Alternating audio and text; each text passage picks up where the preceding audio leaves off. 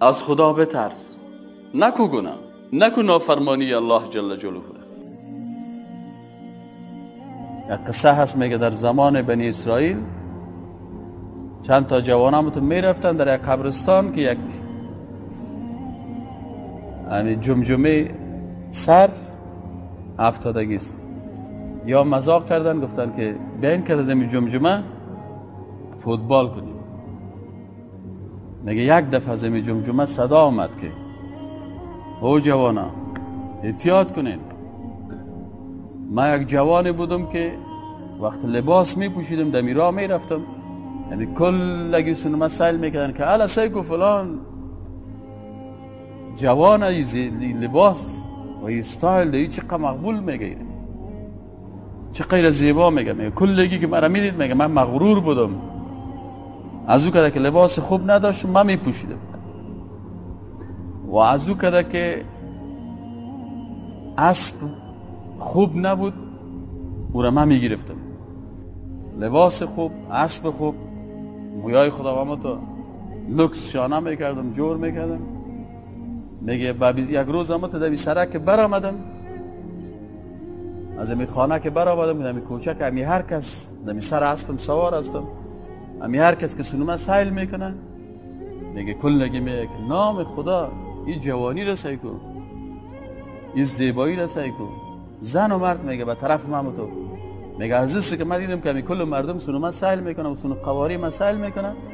میگه یک دفعه دیگه میگه بر من یک غرور پیدا شد در میابین مردم. من حسب دیگه دوانده میرم و همی کلگی که سنومه سیل میکنه که این نام خدا این جوانی. و ما دیگه به بسیار غرور هستم که یک دفعه همی هست مست شد.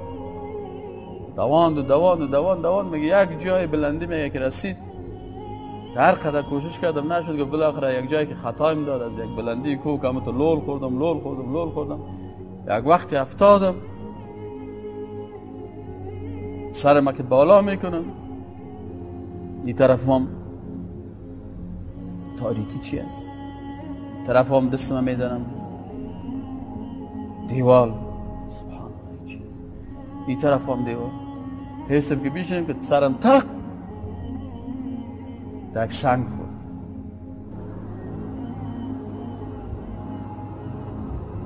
و میگه لحظه ای را در داخل قبر احساس کردم، فهمیدم که در قبر هستم. و بالاخره امو کرم ها و اون چیزایی که در قبر بودن امی بدن زیبایی مرا میگه ات سوراخ کردن که همیال احساس دردش میگه. پس این جمجمه کسی یک چیز عادی نیست که شما سر دو ساتری بکنید. من از شما کرده قویتر، زیباتر، همه چیز داشتم، لیکن یک دفعه غافل بودم و مرگ آمد و مرا برد و از اونود زیبایی به اینی اسکلیت مبدل کرد. ای دل، شاعر چه خوب میگه ای دل، آدم هوشیاری نیست که مثلا دگاره بگه تو میموری، بر خود خطاب میکنه. ای دل، تو را ندای مرگ هم شنیده نیست.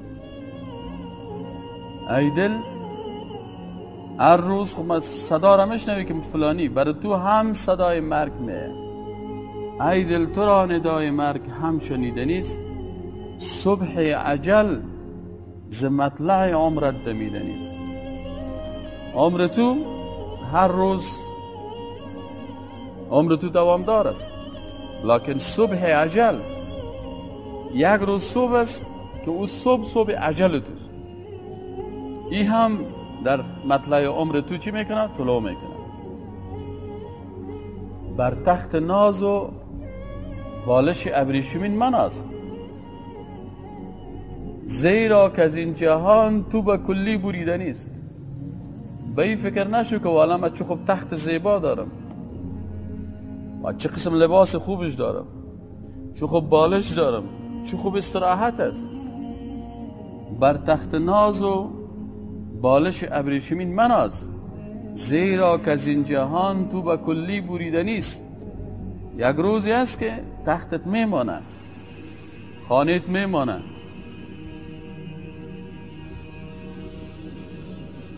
تمام چیزی که تو داری کل ازی میمانه و تو را میبرن.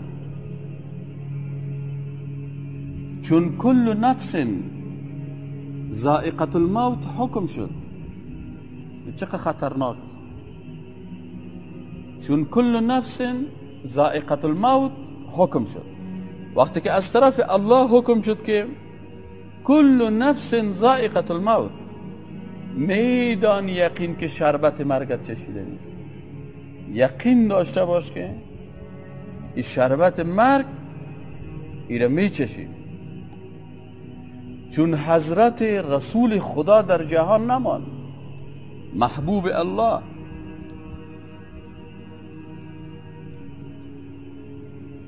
کسی که الله دوست داشت و بنده برگزیده الله در بین کل مخلوقات بود.